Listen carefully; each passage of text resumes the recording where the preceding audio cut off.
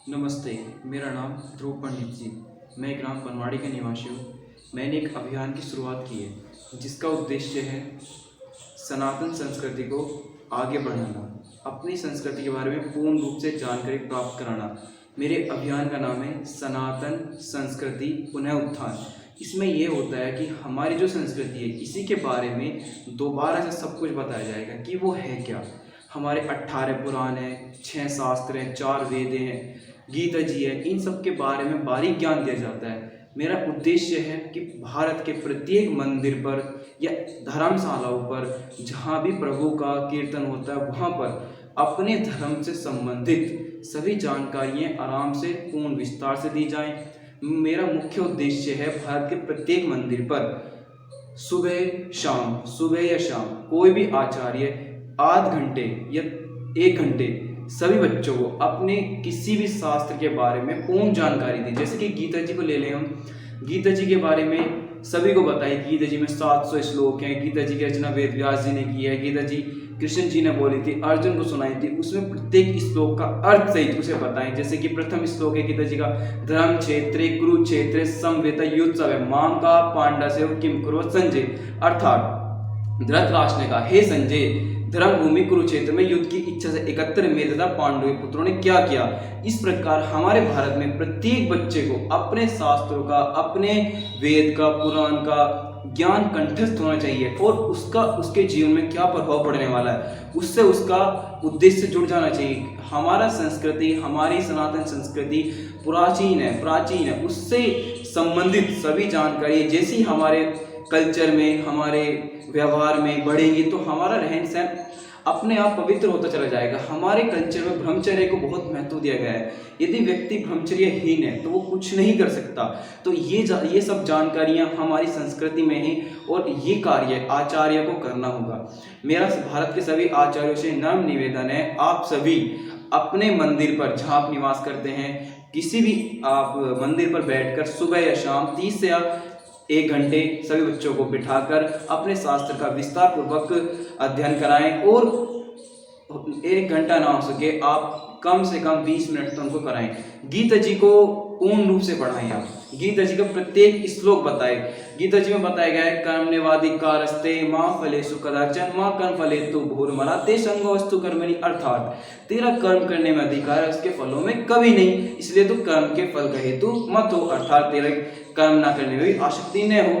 हमें केवल अपना कर्म करना है। हम आचार्यों को, हम पंडितों को, अपने भारत को ज्ञान की दिशा में लेकर चलना है। एक ब्राह्मण का एक कर्तव्य होता है और हम सभी का कर्तव्य है, चाहे वो कोई भी हो सकता है। हम इस देश के निवासी हैं और इस देश में हमें शांति चाहिए और शांति और शक्ति दोनों ही आवश्यकता होती है किसी भी देश को आगे बढ़ाने के लिए। तो हमें प्रत्येक व्यक्ति को अपने आप को ज्ञानी बनाना चाहिए, समझदार बनाना चाहिए, विवेकवान बनाना चाहिए, शीलवान बनाना चाहिए और हम तभी अपने देश का विकास कर पाएंगे। मेरा नाम ध्रुव पंडित जी और जो आप सभी से एक नम्र निवेदन करता है कि आप सब स्वयं ज्ञानी बने और अपने बच्चों को भी ज्ञानी बनाएं। प्रत्येक बच्चे को सुबह या शाम अपना मंदिर भेजें और उनसे कहें कि आप अध्ययन करो, स्कूल की पढ़ाई करो, ट्यूशन करो, खेलो, कुछ भी करो, कोई मना नहीं है। केवल 30 से 35 मिनट अपने धर्म को भी दें। इससे आपको अपने धर्म के बारे में पूर्ण जानकारी प्राप्त होगी और आप अपने धर्म के मार्ग पर उचित तरह से चल पाएंगे। आपको कोई भ्रमित नहीं कर पाएगा और फालतू की जो भी आपको कुप्रथाएं होती हैं उन सबका खंडन करना होगा।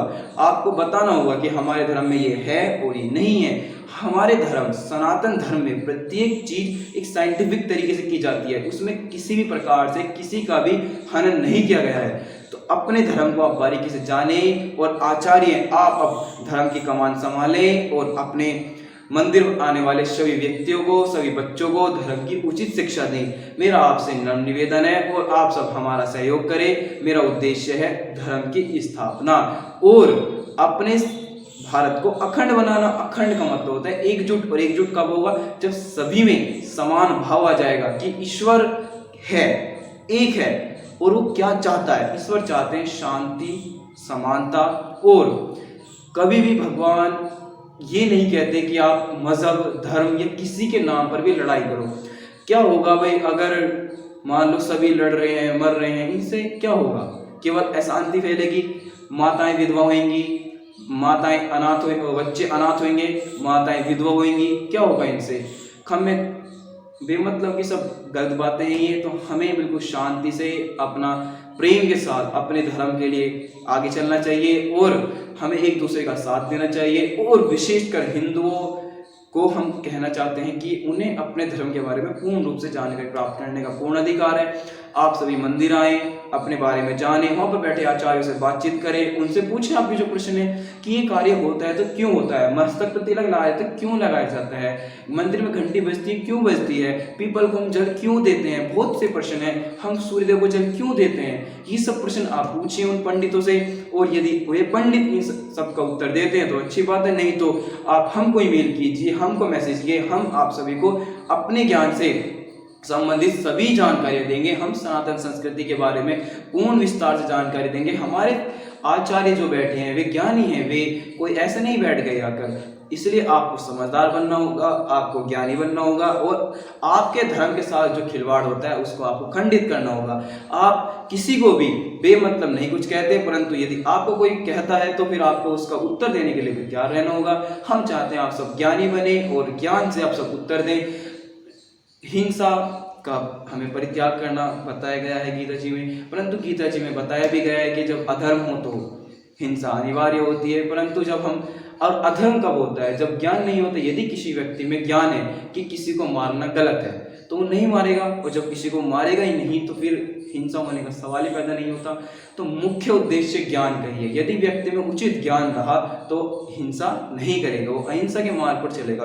यदि व्यक्ति को पता है कि गाय को काटना गलत है तो वो नहीं काटेगा। यदि उसे पता ही नहीं तो फिर वो काटेगा। उसको हम कैसे कह सकते हैं कि भाई वो गलत है? हमें उसको समझाना होगा, हमें उसको बताना होगा। और ये देखो, आने वाली पीढ़ी सब हमारे हाथों में है, तो हमें अच्छी तरह से अपने देश का भविष्य बनाना है। तो आप सब मिलकर अपने देश को, अपने बच्चों को, अपने राष्ट्र को मजबूत बनाएं। आप सब मिलकर अखंड ब्रह्मचर्य पालन करें। इससे आपकी बुद्धि बढ़ेगी, आपका बल बढ़ेगा, आप में तेज बढ़ेगा, आप में अपने धर्म के मार्ग पर चलने का साहस आएगा। और आप सभी से मेरा नम्र निवेदन है, आप सभी हमारा साथ दें ताकि हम अपने देश को आगे ले जा सकें। हमारा देश तभी विकास कर सकता है जब हमारी मानसिकता उचित होगी। हम स्त्री को माता की दृष्टि से देख पाएंगे, बच्ची को एक बेटी की दृष्टि से देख पाएंगे, और बराबर की लड़की को एक बहन की दृष्टि से देख पाएंगे।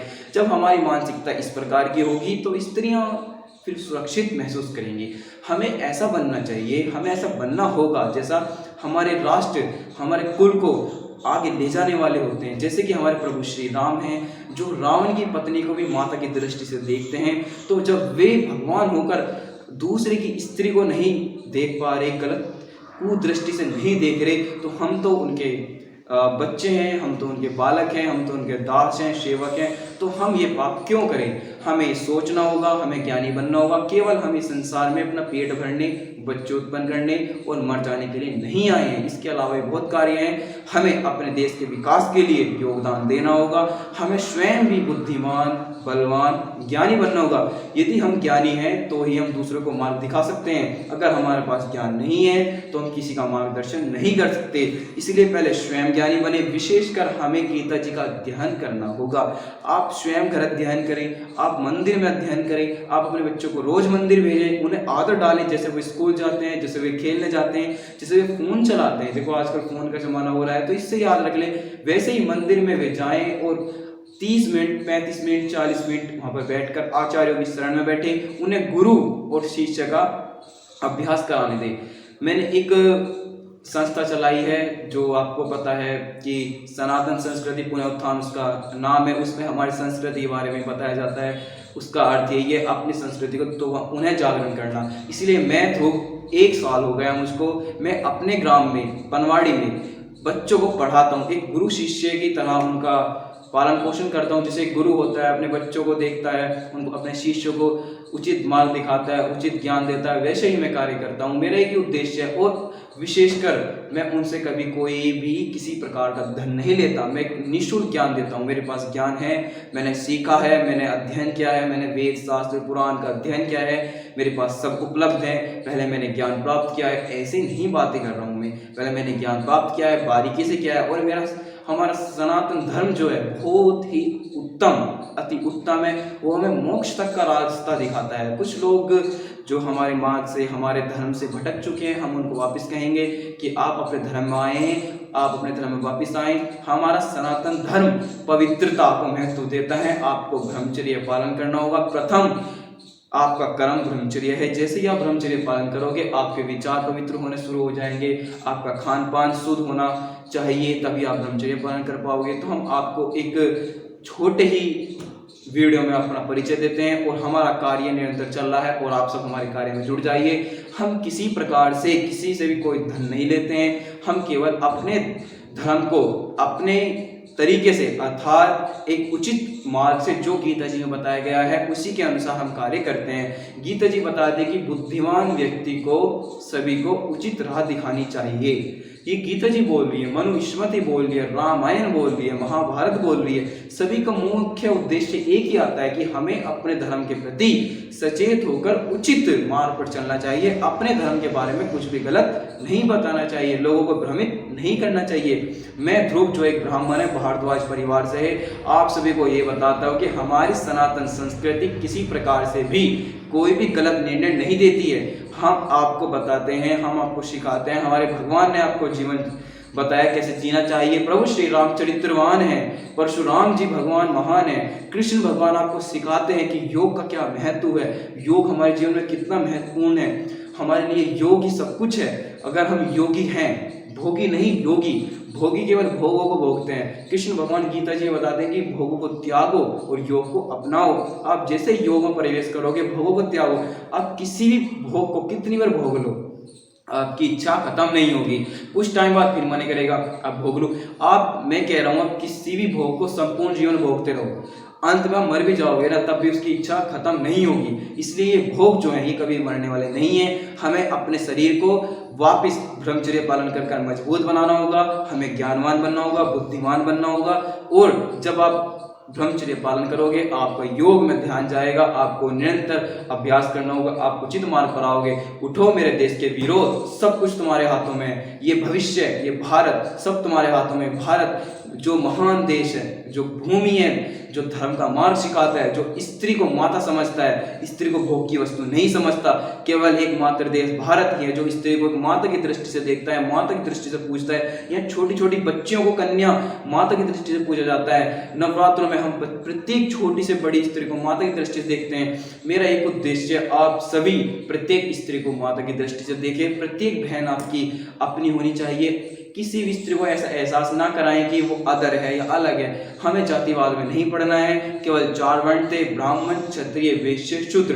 ब्राह्मण का कर्तव्य होता है ज्ञान देना और ज्ञान लेना, जो हम कर रहे हैं। क्षत्रिय का कर्तव्य होता है देश की रक्षा करना, राष्ट्र की रक्षा करना। वैश्य का कर्तव्य होता है व्यापार करना, देश को आगे लेकर जाना। और शूद्र का कर्तव्य होता है सेवा करना, देश की किसी प्रकार से सेवा करना। और कोई भी कार्य इसमें गलत थोड़ी है, सेवा करना कोई गलत थोड़ी है। ब्राह्मण सेवा करता है मंदिरों में, ब्राह्मण सेवा करता है, आप सभी की ज्ञान देता है आपके बच्चों को, सेवा ही तो है, ज्ञान भी तो सेवा ही कर रहा है। जैसे आप जो क्षत्रिय धन से सेवा कर रहा है, व्यापार से, वैश्य सेवा कर रहा है, शूद्र सेवा कर रहा है। तो आप कभी जातिवाद में ना पड़े। हमारा धर्म कभी जातिवाद नहीं फैलाता है। हम किसी को नहीं कहते कि नीच है या वो है। प्रभु श्री राम ने नीच, आप जिसको बोल रहे हो नीच, उसकी भेड़ खाए थे छोटे। तो फिर प्रभु जब भगवान हमारे इन सबको नहीं, नीच को, उसको नहीं स्थान दे रहे, तो हम कैसे? ये केवल भ्रांति है आप सभी की। आप इन सबको छोड़ें और आप सब शुद्धता अपनाएं। जो व्यक्ति पवित्र रहे, फिर चाहे वो ब्राह्मण हो, क्षत्रिय हो, वैश्य हो, शूद्र हो, उसको आप अपने साथ रखें। जो व्यक्ति पवित्र नहीं है, मांसाहारी है, उसको छोड़ दें। यदि आपको जीवन में विकास करना है तो आपको उचित मार्ग का अनुसरण करना होगा। आपको छोटी सफलताएं महान नहीं बनाएंगी, आपको महान बनना है। ये देश भारत है, ये महान विद्वानों की भूमि है। विक्रमादित्य, आचार्य चाणक्य, चंद्रगुप्त, एक से एक महान विद्वान हुए, एक से एक महान सम्राट हुए हैं। अशोक हुआ है, सभी ने अपने धर्म का पालन किया है। तो हम आपको यही कहते हैं, आपको बुद्धिमान, ज्ञानवान और बलवान बनना होगा। देश आपको पुकार रहा है। माँ भारती आपको कह रही है, चीख चीख कर कह रही है कि बेटा जागो, जागो, जागो और धर्म की रक्षा करो। धर्म की रक्षा ऐसे नहीं होती आप जयकारे लगा रहे हो, जय श्री राम। आपको उसका अर्थ पता होना चाहिए। जय श्री राम का अर्थ है जय माने आपकी जय हो, श्री माने होता है कोई भी स्त्री, माता, श्री माने लक्ष्मी होती है, श्री माने सीता माता होता है, श्री माने राधा जी होता है, राम माने राम होता है। श्री राम का मतलब हुआ माता सीता और प्रभु श्री राम की जय हो। ये होता है हमारे धर्म। हमें अपने धर्म का बारीकी से ज्ञान प्राप्त होना अनिवार्य है, और ये तभी प्राप्त होगा जब आप आचार्य, आप गुरु की शरण में जाएंगे।